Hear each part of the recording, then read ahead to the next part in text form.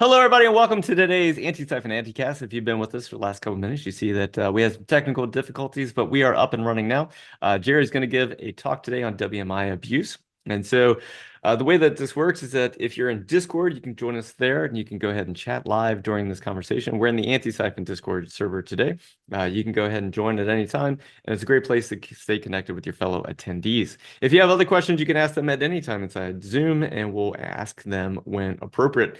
If you have any other questions, always ask those too. Jerry, thank you so much for joining us. Thank you for sharing your Thank knowledge you. with us.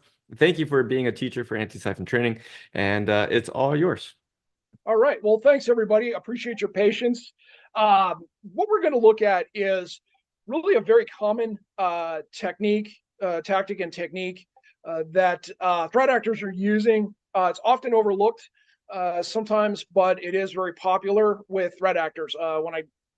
When we published the actual announcement, somebody in the LinkedIn thread basically said, "Yeah, we see that all the time in the SOC," and it's like, yeah, absolutely. So we're going to discuss really WMI. Look at how threat actors are using it. It's a one of those that's a mile wide, mile deep kind of situation. So there's a lot to unpack here. We're going to talk about it, and then we're going to actually look at a process to identify this actual behavior within your environment. About me, as I said, my name is Gerard sometimes, depending on who you speak to. Gerard Johansen. I am a principal readiness engineer with Red Canary. What does that mean? It is a really complicated title for someone who works with customers on detection and response, building up their detection and response capabilities and making sure that they have the tools and the necessary know-how to actually respond to when we send something over in terms of a threat. Been there a little over 2 years. Got about 10 years of experience in the industry. This is kind of my second go-around, my second career. I was a law enforcement officer in the state of Connecticut, working at the state and federal level. Bulk of that time was in cybercrime. I'm also an author. In addition to being a trainer for Antisyphon, I'm an author. I have, through PAC Publishing, Digital Forensics and Incident Response. That is in its third edition, probably going to fourth edition end of this year. And I am based out of Rapid City, South Dakota. So if you're here for Wild West Hacking Fest, you probably flew into the airport there. It is now a balmy 17 degrees, I think, today. So you're catching us. You generally catch us in the fall at probably the best weather you're going to see here. What we're going to discuss today is just an overview of what WMI is. It's really kind of one of the main, lack of a better terms, in my view, organs of the Windows operating system. And as a result, it has a lot of functionality and a lot of uses, both legitimate and illegitimate. We'll talk about how far back we have seen WMI abuse and why we see it, leveraging WMI, how threat actors are actually doing this. Are they doing it just straight through the command line, or what else do they have? And then really spend a lot of time on looking at how to actually go about a process to go through and find, say, local use or use of WMI for remote use, or in some cases, persistence, and that is our event consumer. I said, we'll discuss really a brief overview, and essentially what it is: WMI, Windows Management Instrumentation. And this is the Microsoft's implementation of what's called a Common Information Model. If you go to the TechNet, any types of the Windows articles, this is what they'll tell you. Not really important for us right now. I do have some resources that I'll allude to a little later that might give you a better idea of what WMI does, the architecture, how it works. And then if you're really interested in really getting into the nitty-gritty on this.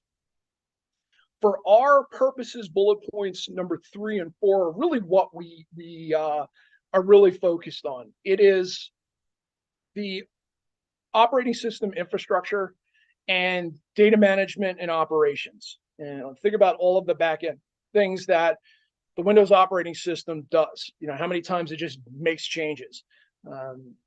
That's part of this. And it also automates some administrative tasks, and even remote system management, which we'll discuss as well.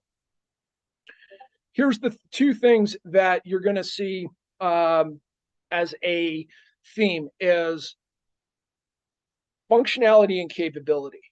This operates very close to it's a system, operates as a system. Authentication, it's a process that is legitimate. It is one of those things that, for example, you cannot necessarily stop WMI the same way that you would not be able to remove the command line utility or PowerShell from a system. You can't remove WMI. This is not a system's internal tool that's nice to have. This is a core part of how Windows works. The other thing is there's an actual executable, and we'll actually talk a little bit about WMIC exe. This is the command line utility that allows interaction. So it's not just the system can interact with WMI, it's actually users can interact with it, whether it's PowerShell or the command line, or as we're going to see, some additional tool sets. So why are we discussing this? Well, I kind of alluded to it before, but I want to really get into it as a deep and a little bit deeper approach here. First, it's used by threat actors, as I said, from everything from execution, persistence, lateral movement. We'll talk about some of the techniques that are abused, all the way up to actions on, the impact that they can have, command and control. So if you look at, say, the MITRE attack tactics family, you're going to see WMI in a lot of those. All right. It consistently shows up in our threat intelligence reports. During the pre-show banter, I talked about, CrowdStrike, Mandiant, even Red Canary. I actually, to shout out to my colleagues, the threat detection report entry for Windows Management, it's generally third place behind command line and PowerShell as the top threat in terms of what we see. And in 12.4% of our environments, in close to 900 different detections using WMI. One of the other things is you'll often see these three horsemen of the apocalypse here is command prompt and PowerShell with WMI usage. So it's also co-indicated with a lot of these other threats that we see. And we also see it baked into many post-exploitation frameworks. And we're going to talk about, again, why it's so common is it's not just a straight up, hey, I can access a PowerShell terminal. I'm going to actually use it in some other type of post-exploitation framework. And we'll get a little bit into that. So really the first high-profile use of this is Stuxnet. Stuxnet, if you go back to the original Symantec report, and I have it bookmarked here, there's actually a really good write-up, but it was one of the primary methods that the Stuxnet writers were using to propagate through network shares. And it would essentially look for those as part of its reconnaissance into other areas of the network. We see APT33 using event subscriptions. This is something we're actually going to discuss and look at today is event subscriptions. This is a really good way for attackers to get into a persistence mechanism. If you look at other persistence mechanisms like scheduled tasks, or you're looking at registry rights, this is a really good one as well. That's very common is they will insert code or an executable or a DLL file into the event subscription, and you reboot the system and it fires off 5, 10, 15 minutes later. The FireR Flare team, shout out to a colleague of mine, Matt Graber, who's one of the authors. That's the image here, is a white paper on WMI use and forensics. This was published in 2015. There is a link at the end of this presentation. This is not your standard white paper that's 10, 15 pages. I think this is in excess of 90. It is one of those, grab a cup of coffee and do some reading. But it is very, very, very useful to show a lot of the different methods. As I said, it's a mile wide and a mile deep in terms of what WMI can do. There's also black hat presentations that go along with this. So really good resource that if you have some time and you really want to understand this, it's the number three thread out there. So we definitely want to have some background to understand it. We even see this in Black Energy too, where, taking it out of an enterprise environment, putting it in an OT environment where it's doing host reconnaissance. So you think even just your standard ransomware operator, they pop a box somewhere on the network, they have no idea where they are, and you're just trying to figure out where you are. WMI provides that very light touch reconnaissance. And we'll actually look at some of those. And then Scattered Spider. They're most likely in the news, most recently in the news.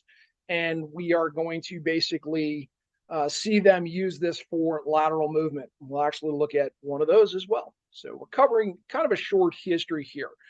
Not going away. As long as WMI is being used as part of the Windows operating system, it's still going to be a leverage tool by threat actors. So let's talk very briefly, very briefly. What can we do from a tactics and techniques procedure as a threat actor? As I said, it covers the gamut all the way from, say, that initial access into execution. We now have execution. I can execute code. I can actually use this to discover where I am, whether I want to find network shares or I want to find other systems on the network, push code to other systems, maintain persistence. There is a wide range of tactics and techniques. I'm going to highlight a few that I've actually seen and really talk about these as something to be concerned about, or at least understand where these fit in the overall WMI threat landscape, so to speak. So I'm executing malicious scripts or code on local or remote systems. What you will see sometimes is threat actors will push code from one system to another, maybe using SMB, and then actually use WMI to execute the code on the back end. So they're pushing their code into kind of a dark hole in the Windows operating system folder structure, and they find that they dump their code and they execute it. So that is one way they can actually do that.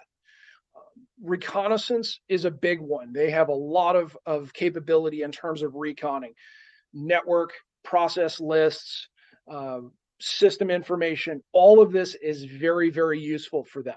And it really helps understand the network. So they're mapping out your network using nothing but WMI. If we think of, say, something like SharpHound, which is often blocked as a hacker tool, they may not get the graphing capability out of SharpHound, but they definitely can do a lot of that reconnaissance on the network, the Active Directory environment, maybe even some processes and accounts that are running. I talked about network shares, the event consumers. So quick war story, I worked with an organization, and they had a bunch of virtual systems that were infected, ransomware. They said, no, we're good. We've got the execution. We don't really need you. We just want you to maybe do some work with helping us restore these systems. And we kind of threw up our hands a little bit and said, hey, whoa, you can't go off the last, the execution of the ransomware. You can't go off the execution of the remote access Trojan. There may be some other issue here. And sure enough, they went back to the last known good snapshot, fired it up, rebooted the system, and within 10 minutes, we started to see Cobalt Strike. And come to find out what the threat actors did is they inserted a PowerShell script directly into an event consumer that just survived a reboot. As soon as the system rebooted, 10 minutes later, reached out, grabbed Cobalt Strike. The infrastructure was still up since it was only about 24, 48 hours after the initial attack. The infrastructure was up. It pulled down its beacon, executed it, and they were back to doing their thing. So this is one of those when we're doing restoration, is to think about, hey, this is how a threat actor can get embedded in this type of environment. As just a last kick in the teeth while you're down, we've seen threat actors use WMI to delete volume shadow copies as part of their attack. So they go ahead and encrypt you, and then they kick you in the stomach while you're down. Like, oh, you're going to recover. Now we're going to delete those as well. Leveraging WMI. They exist in several post-exploitation tools. This is where commonly you'll see it as part of post-exploitation frameworks. So in this case, WMI modules are in these post-exploitation frameworks. Cobalt Strike, really, as I said, it's the kind of Swiss Army knife of that post-exploitation. If they can get a beacon fired up, they will use WMI at times.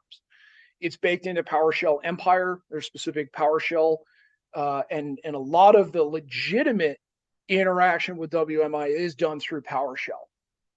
Mimikatz is another one. Mimikatz is a tool that uses WMI. Metasploit.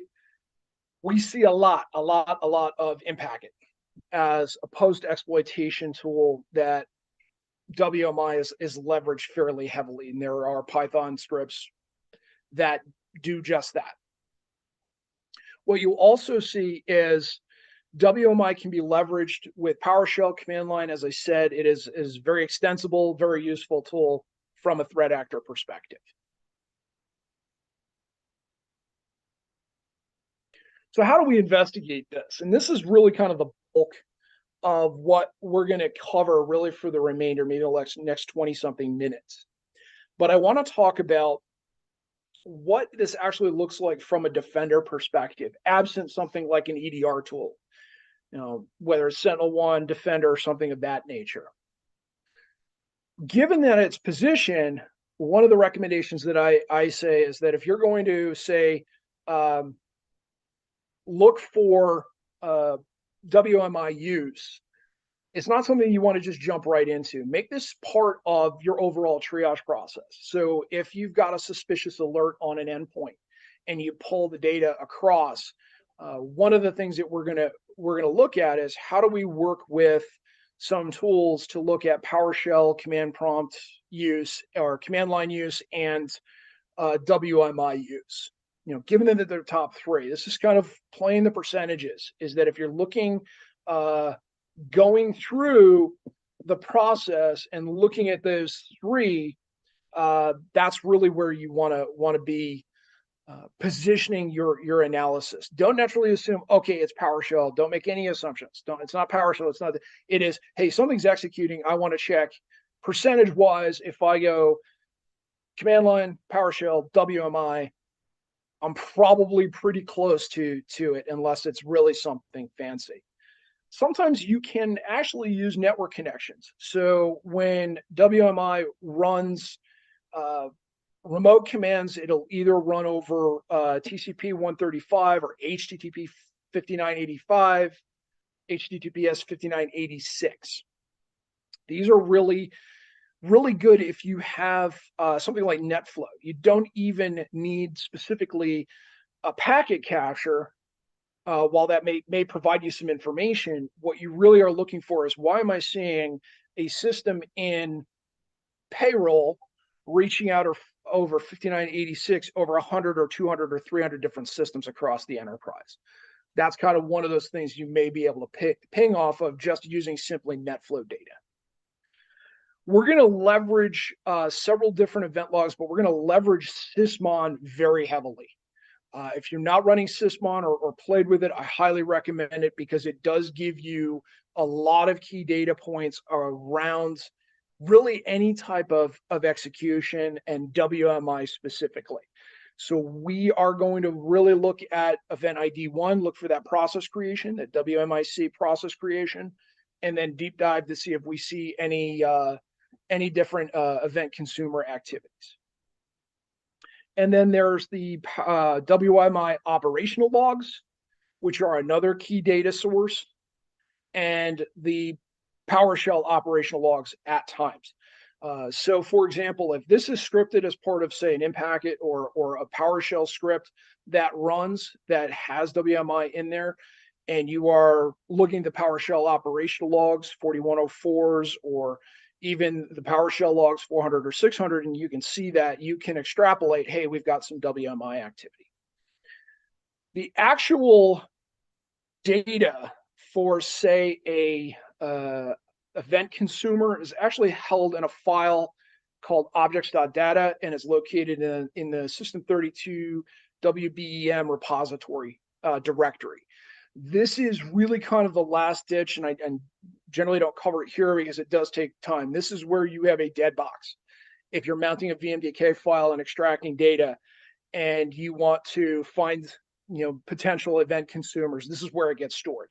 So that's generally one of those things that we reserve for looking at a dead box versus, hey, if I've got a system that's running, and we'll actually look at that. If I have a system running, what can I do? One of the things too is to look at where you're going to see information when we're talking remote execution, very much like PSExec, where you have essentially two different executables, or you're looking at, say, remote desktop protocol will have executables on either end. This is one of the things to look at as well, is if I fire up WMI using, let's say, WinRM over HTTPS, what you're going to see is you're going to see that WMI execution on the local machine, whether that's you're pulling it from security log or you're pulling it from Sysmon. What you're going to see on the remote machine, is that security event 4624 type 3 network connection. So this is really important if you're doing some analysis on, say, an infected machine, that remote machine, and you see, hey, notepad.exe, and I'm just using notepad as kind of a placeholder for maybe malicious code, but I don't know how it got there. I don't know how the threat actor is accessing it. Then I do my review of 4624 and I see a network connection. Now it could be WMI, it could be SMB, but that's gives you an IP address to pivot off of. And then we move on to that local machine, and we start working backwards and start looking for execution. So it's very rarely, in my experience, that you find the hub in the hub and spoke kind of lateral movement. Where you often find it is on one of the outers, and then you're working back and saying, hey, I keep seeing over 6 or 7 systems this event type 4624 event type 3 on a remote machine. Let's go back to that central pivot and see what's actually happening there. This is where you might find something like a post-exploitation framework or a remote access Trojan. I talked and alluded about event subscription, and this is kind of the war story that I brought up, is what do we do in investigating event subscription, and what is an event subscription? So there's really three types of or 3 parts to an event subscription. So we have an event filter, and this is a condition. All right, this is our condition. So it basically states, if given this condition, you're going to do something, and that is the event consumer. So let's say event filter is uptime of 10 minutes or an hour or 2 hours. If this user logs on, if somebody creates this file, we're going to do something. So that event consumer, that's what it's going to trigger to run. So this could be a PowerShell, this could be an executable. So let's say we've got an event filter that says, after 10 minutes, I need you to execute Notepad. Maybe it's a joke. You're playing a prank on somebody. They can't just get rid of event consumer, the event consumer of Notepad exe running every 10 minutes or something of that nature. This is all bound together into a binding. And when we go into the Sysmon logs, we're going to start looking at the bindings. These are the event filter and the consumer together. So something to keep in mind as well. When we're analyzing event subscriptions, this is where we really get into maybe execution, defense evasion, and what we're also looking for is that persistence. These are some executables that are things to look out for, right? You may have some event consumers for administrative tasks, but it's very, very rarely would you see a DLL file in there or even an executable. You want to pay attention to executables. You want to pay attention to scripts. This is one of the things that will throw, say, a threat hunt off if you're looking at those event consumers and you've got a systems admin that likes to just put PowerShell scripts to do something. They're kind of being efficient. That can throw you off a little bit. These are not slam dunks, but these are things to look out for. So, for example, that injection of an encoded PowerShell script as an event consumer that is a download cradle for something malicious, that would be a really good use of WMI. And then we're going to go ActiveX objects, script text, anything of that nature. You should extract and look for that. And these can be found in the WMI activity operational logs. This is default. If you just stock install a system using Windows, you will find the WMI activity operational logs. Often overlooked, something to work with. So we're going to work now into a live demo. As I said, got our fingers crossed that this goes well. This is what we're going to look at is really two sample WMI abuse attacks. We're going to look at technique 1047. That's just straight up MITRE attack Windows Management Instrumentation.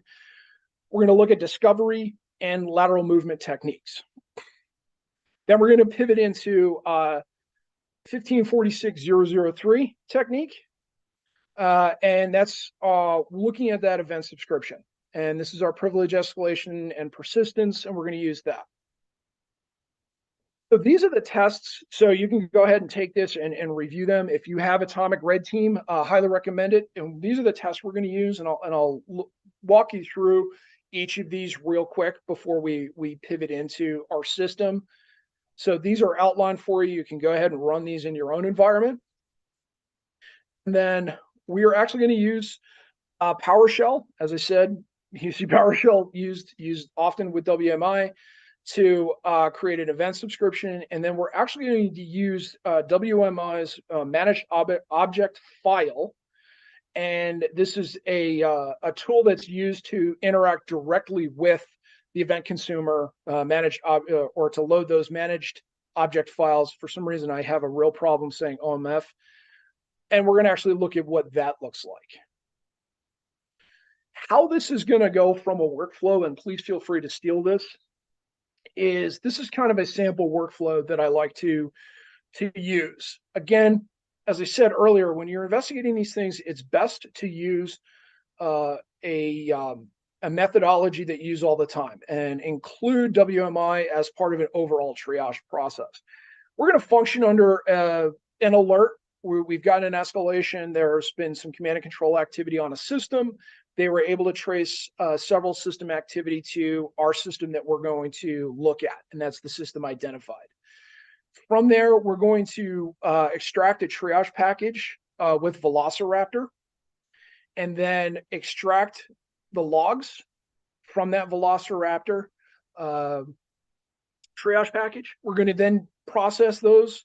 We're going to process the sysmon logs to kind of get our timeline of activity on the system, identify any suspect entries, review those entries. And we're going to review those entries. We could use any number of tools. In this case, we'll probably pivot into Event Viewer. There's other tools like Event Log Explorer, any one of those that might be useful to help with that situation. I highly recommend, if you haven't watched it yet, is Patterson Cake's Rapid Window Endpoint Investigation with Velociraptor and Cape. I think that was last month, and it was already mid-January of 2024. Really good overview, real solid overview. Velociraptor, if you're not using Velociraptor, it's a great tool. Cover it heavily in my enterprise forensics and response because it does allow for remote evidence capture. So let's go ahead and pop out of here, and we are going to go into our triage package first. So hopefully, okay.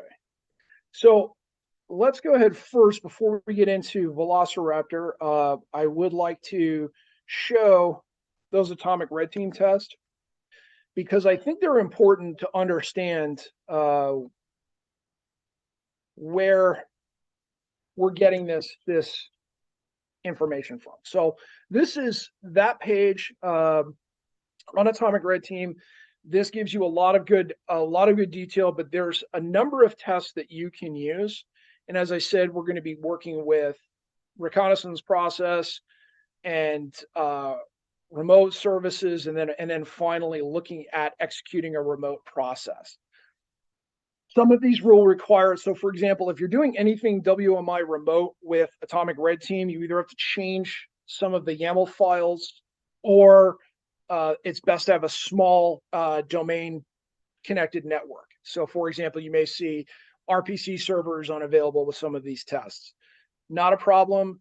You can still gather some information with some of the other tests, but it does present somewhat of an issue for you. So these are the tests that we're going to be performing. There's another one, as I said, we're going to be looking at, and that is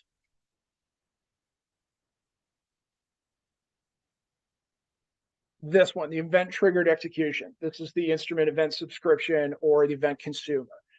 All right. Again, these tests can be run, and we'll actually give you something to pivot off of, as we'll see in this demo.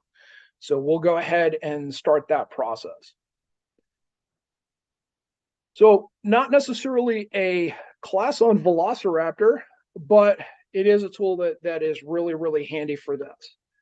So one of the things, let's go ahead. We've got our identified host here, and all I'm going to do is very, very quickly grab a triage package. So new collection. And the one I'm going to use is Cape Files targets. If I look at the configure parameters, it's going to give, I use the basic collection just because it's got everything we need. The only thing you probably will not get is that actual objects.dat file.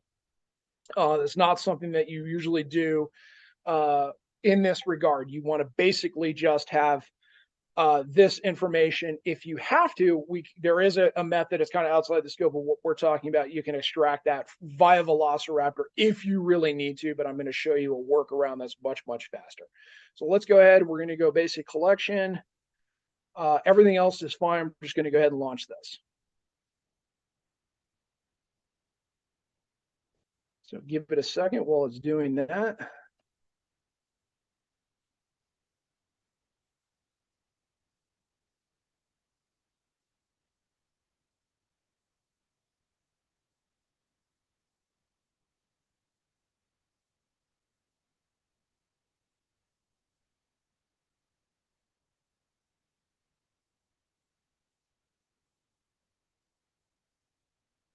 And the reason that Velociraptor is very useful in this regard is it allows us to really reach out and execute these remotely. If you had to go, imagine real quick, just you had to go out and find this system, and then actually locate this and then do all of that manual work pulling this, that might be an issue. So let's go ahead and check this. And right now we've got 887 megabytes of information. Let's go ahead and we're going to download this. and it's going to start getting our download. So if you're tracking how much time this is taking, this is probably less than 2 minutes to go out and extract almost 900 megabytes of data that we're going to use. I'm going to go ahead and set up a analysis environment on my system here.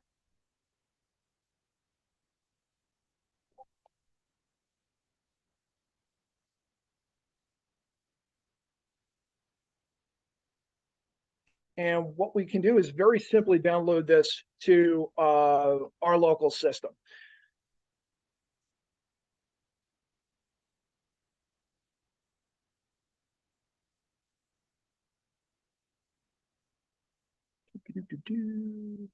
So I'd like to save link as. We're going to go ahead to desktop.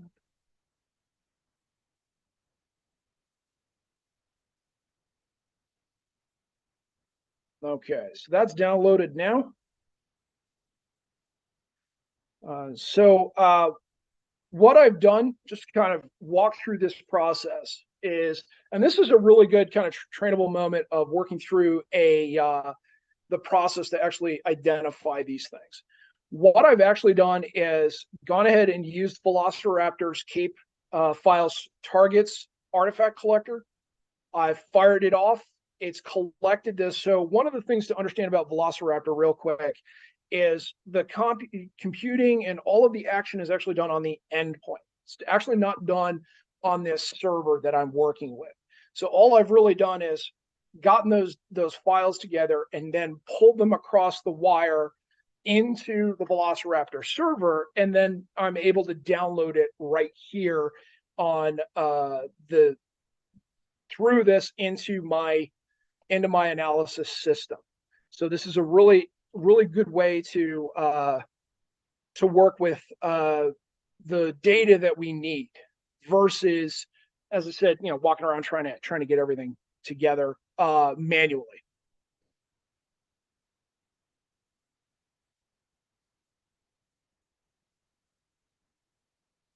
Okay, so we are going to go ahead and bounce out of there into our desktop, and let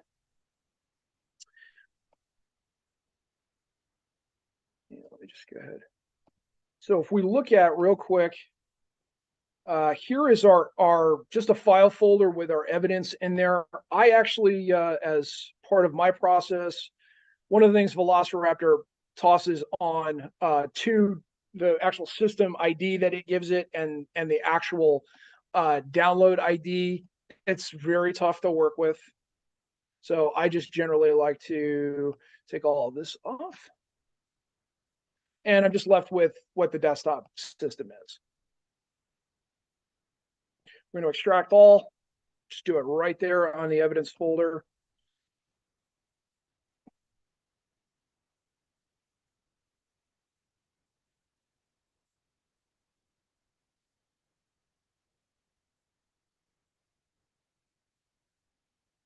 And that's going to be, so keeping in mind, really when you're doing this and maybe you're practicing this, is moving at the speed of an actual threat actor, because we are now moving much faster than the threat actor, or correction, have to keep up with the threat actor.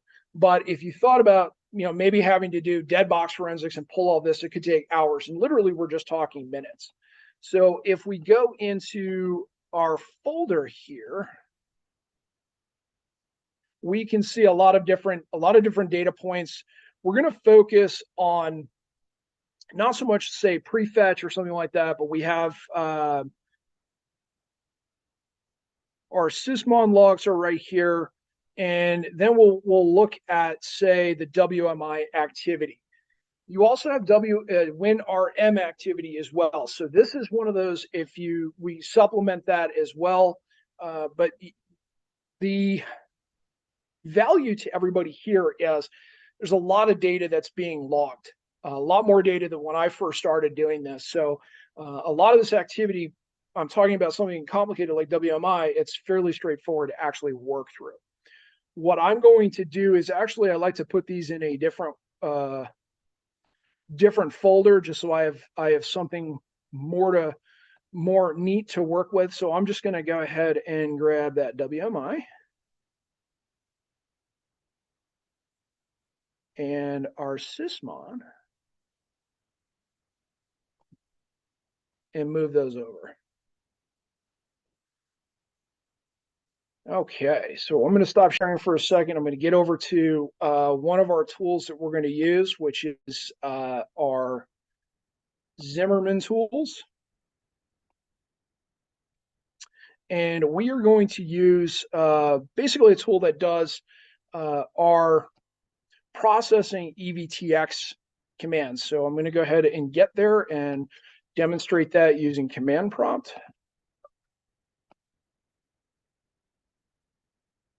So this is where, give me 1 second.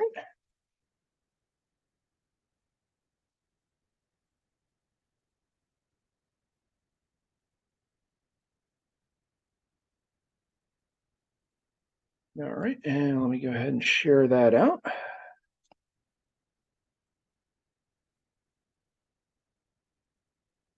So if you think back to that diagram that I showed, what we are now going to do is put this into a format that can be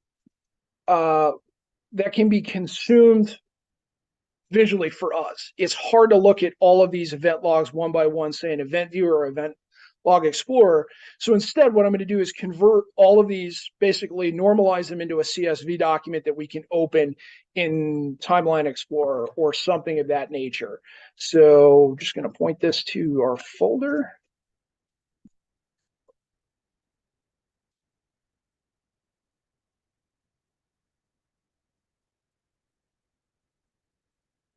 Okay, that's our sysmon operational logs.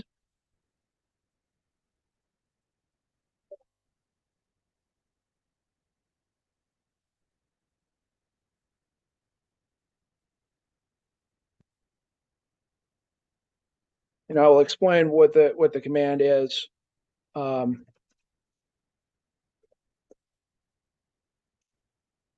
what all I'm doing is basically using one of Eric Zimmerman's tools that does the easy tool suite that actually goes through this and takes all of those, we'll look at all of those sysmon logs together and start to piece together a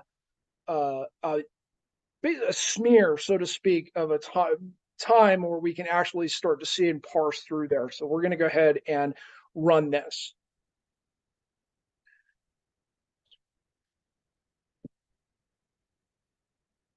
As you see, we're just normalizing. It's not taking too long, but this, in my view, is really worth it, especially when you're trying to find those needles, those WMI needles in a haystack, so to speak. And it really does help. One of the other things, I'm going to show you something that people will often overlook, is we get down here, and it's very hard to see, unfortunately. Right here, yeah, you're not going to be able to see that because it is purple and green and everything. But what you're going to see is if you do this, run this test, it gives you a count of how many specific event IDs are in there. So right now, as I'm looking at just the output, there are 2 entries for sysmon 19, 20, and 21. And those are WMI event consumer logs. So what that means is during the logging period, someone, don't know who yet, put 2 event consumers in place. So that's something right off the bat that we can actually pivot on. So what I'm going to do is we're going to open this and do some analysis on that normalized. Give me 1 second. I'm going to get our, and what we're going to do is use another Eric Zimmerman tool, which is Timeline Explorer.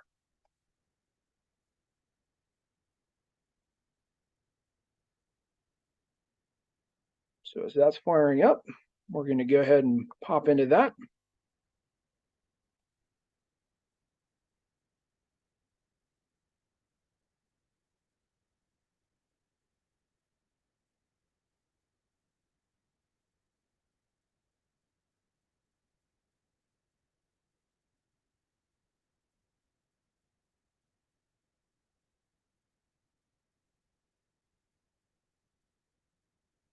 So it may be tough to look at.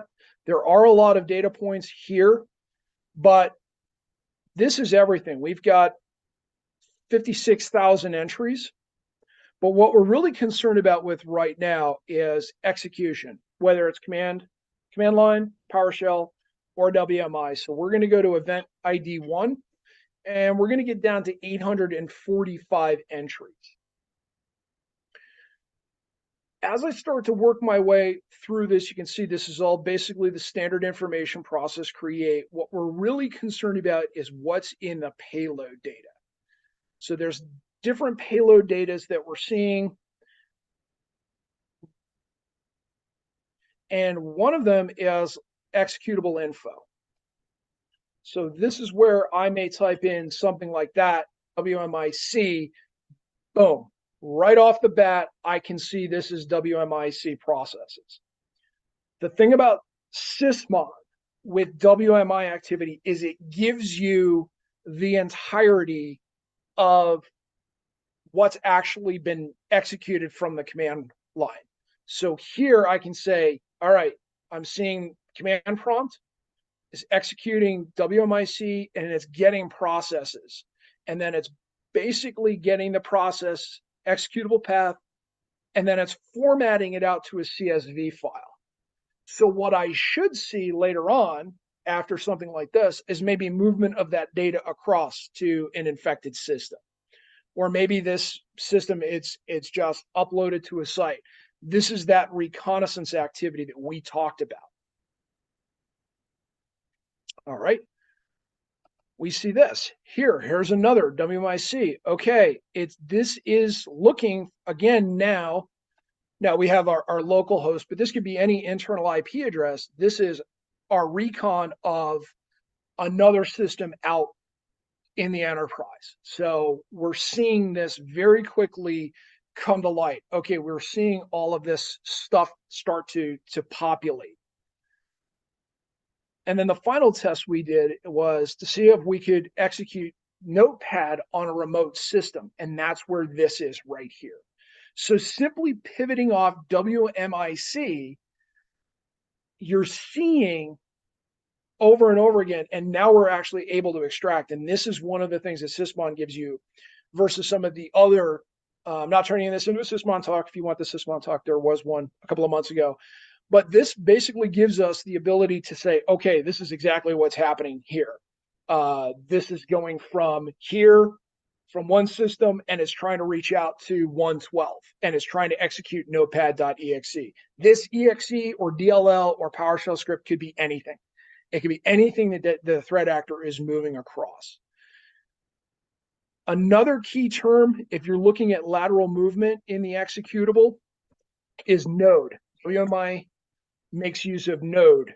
So you will see node in each of these.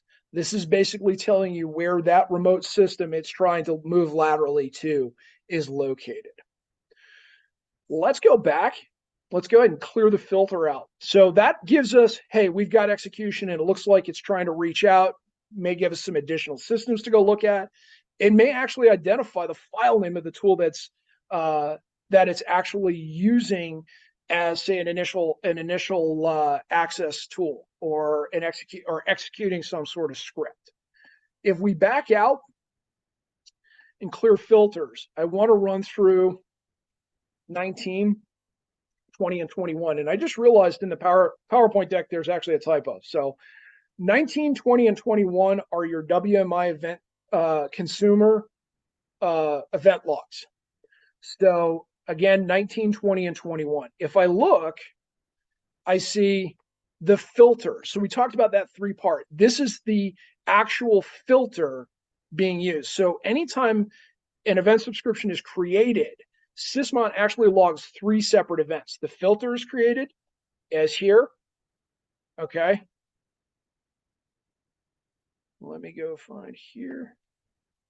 And this is basically saying, hey, this is giving your system uptime. It's saying, hey, if system uptime is between 240 and 325 seconds, it's going to do something.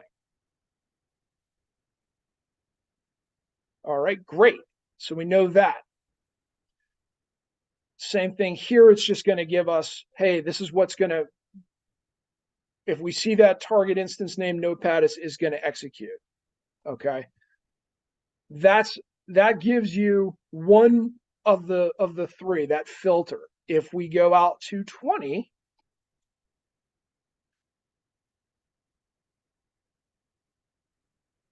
we can see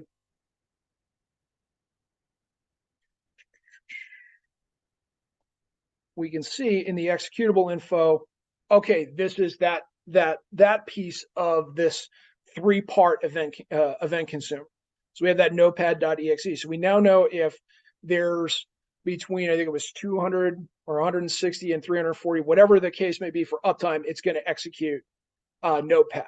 And then what we should see is, if we go to 21, we should see our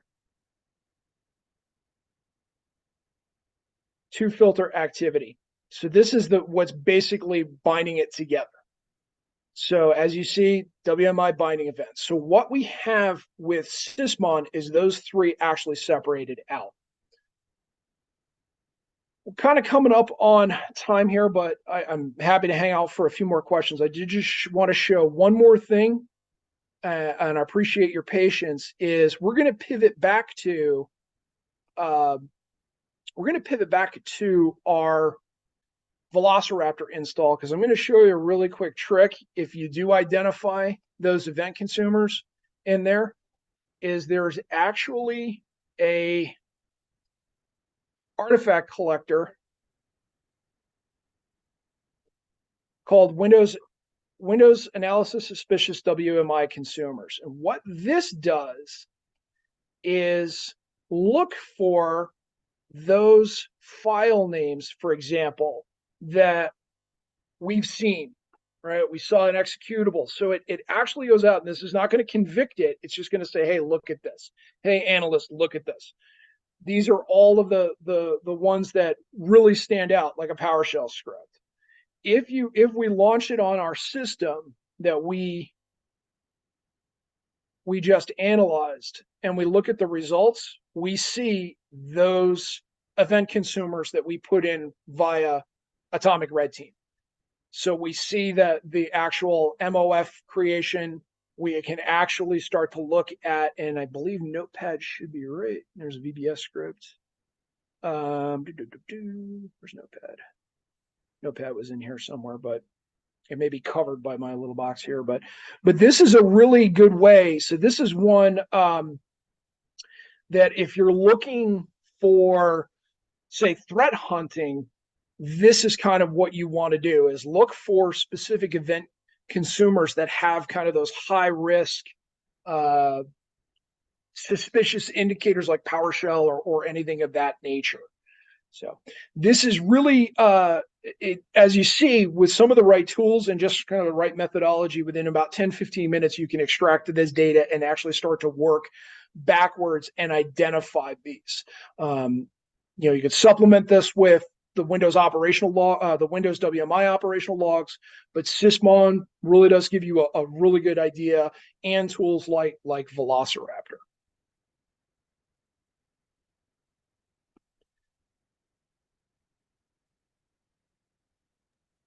Well done, Jerry. Thank you very much. I'm going to go ahead and if there are any questions, I'm happy to stick around just for a few more minutes. Yeah, we'll do a short period of Q&A. So if you have any questions and you don't feel like it was answered and you would like it to be addressed, please ask it again, just to make sure that we know that it did not get answered. Hey, everyone, thank you so much for joining us for this Antisyphon Anti-Cast. We do this every single week, and so we'll be back next week at the same time. Jerry, thank you for overcoming all that early adversity.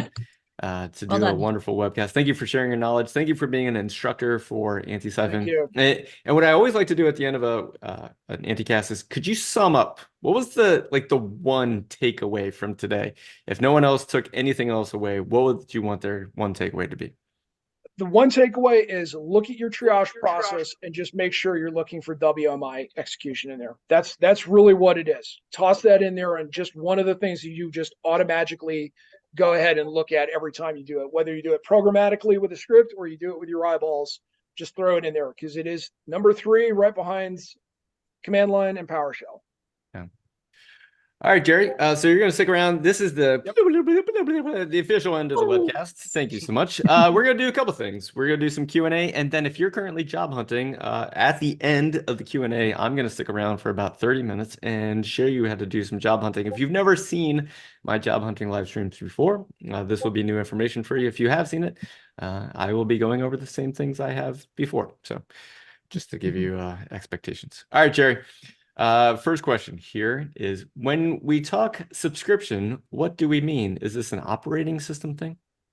What a subscription is think of it as almost like a scheduled task, that there's some condition that's going to execute something, as opposed to scheduled tasks from an application layer, such as using Windows scheduled task. What they do is they put it in, and it gives a much more functionality, because as you saw with scheduled tasks, it's, hey, every 2 days do this, every 5 days do this. With WMI, it's a task that can be executed with a little bit more functionality. So it's not dependent on a schedule, but it could be, if the account J Smith logs into the system, I want you to launch this application. Or if the system's been up for 10 minutes, launch this PowerShell script. So it's a little bit more functionality, but think it very much like that kind of scheduled tasks. It automates something, but the conditions in which it executes are much more varied than just a date and time. Yeah. I have 2 similar questions. So I'm going to ask the first one and ask the second one, because they go together. If sysmon is not present in the system, how can we parse the WMI artifacts from the WMI object file? And can sysmon be loaded after you think the compromise happens and still be a helpful tool for a current investigation? Okay, so the first one is, if you're looking for WMI activity, it's difficult to parse it out with the WMI operational log. So if you don't have sysmon, what you want to do is, and this is why I said the 4688 event ID from the security logs sometimes gives us indication. Sometimes it's kind of hit or miss for me in my experience. You need to look at execution. The other thing you can do is go to the prefetch file. If you see WMIC executed in the prefetch file, that's a good indicator. Obviously, you're losing some of that data, but if you can go to some of the sources of execution, whether it's the shimcache, mcache, prefetch files, that might give you some indication that it actually fired off. If you've got a dead box, there's actually a tool called, I think it's WMI Explorer, and it's number 8. It's the actual, that sans data write up of the tool, that if you have a dead box and are able to extract that objects.data file, there's an actual tool that's used for parsing that out. So something like RegRipper might not work because it's not the same way as registry writes. So there is a tool, I forget, it's like WMI Explorer, I think, is the actual tool that you can use to parse the MOF files, the objects data repository for those MOF files. And that's actually while I've got it up, is that last one right there, sources number 8. That'll give you a tool to actually do that. So if you're doing dead box and you want to see if there's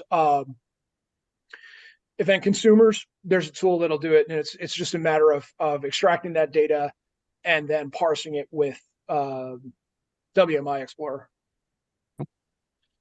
Thanks, Jerry. I think it's probably the last question, unless anyone has others that I might have missed. The PowerPoint slides are in the Anti-Cast resources channel. So Mark V, if you take a look, the channel right below this on the left-hand side, you'll find all the resources from the past webcast and Anti-Cast. We're trying to keep them all in one place. And so if you're like, wait a second, there's something I want to watch from a couple weeks ago, and I want to get the slides from a couple weeks ago, it's all there. Could you shine some light on, Jerry, this is you. Okay. Could you shine could you shine some light on what the execution of WMI privacy Okay. .exe with the command line embedding minus embedding means? I see this a lot in privilege escalation alerts. Yeah, so you'll see that generally a lot of that is noise. So threat actor activity will often have that WMIC versus the WMI priv sev. To actually like differentiate it, I'm gonna have to plead ignorance, but what I've seen is most of that is you'll see that sometimes with you might get a false positive, but that's a really good question. I have to kind of get a bit of a more of a detailed answer, but for the most part, what you'll see from threat actor behaviors, if they're using WMIC, as that's more indicative than I've seen a lot of false positives with that embedded. It's kind of like service host, and you got the -K. It's like, yeah, it's used sometimes, but it's not as apparent as the WMIC use. I hope that didn't confuse it. So Yeah. I should have scrolled down. We have a whole lot more questions. So, okay. well, are there Windows API functions that interact with WMI that might not get noticed by looking for WMIC.exe? Yeah, a lot. So WMIC is the actual execution. So think about an external application or something using WMIC. I would have to, in terms of specific APIs, there's a lot of, if you go to, the best way to look at this to kind of get some sense of what this looks like is go to the Windows WMI operational logs, and you will see all of that activity that happens outside of your view. That's going application or the operating system application and that kind of activity. So what you generally see, why Sysmon is kind of a good way to look at this, is because it gives you that, for lack of a better term, interactivity, WMI interactivity with a threat actor versus just the normal background WMI use. So best way to do it is, and this is my own research, is I went to the WMI operational logs, and I saw how many entries were just normal background tasks that are being run, and then look at what is the threat actor behavior that I was able to emulate. What does that look like? And you can see that interactivity gives you that WMIC kind of, or the node nomenclature versus the kind of background API application operating system usage. We're getting close to the end. I do have a few more questions, but before we go, Kyle. So Kyle's here. If you are ever interested in your organization getting multiple training like opportunities, so like let's say you have a whole team, you would talk to Kyle. You go to the website, and then you would talk to Kyle. Kyle, what do they click on the website for you? On the website, if you go to the contact us page, there's a little form there that says, I wanted to hear more about training for my company. You can click there and it'll create a calendar for you. Okay.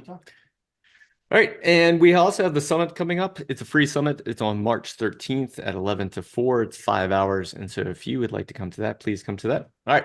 Jerry, back to you. Okay. In a SIEM, in a SIM, in a SIME, in an SIEM, in a SIMI. Event management solution. Yeah. In a, however you want to say it, SIM.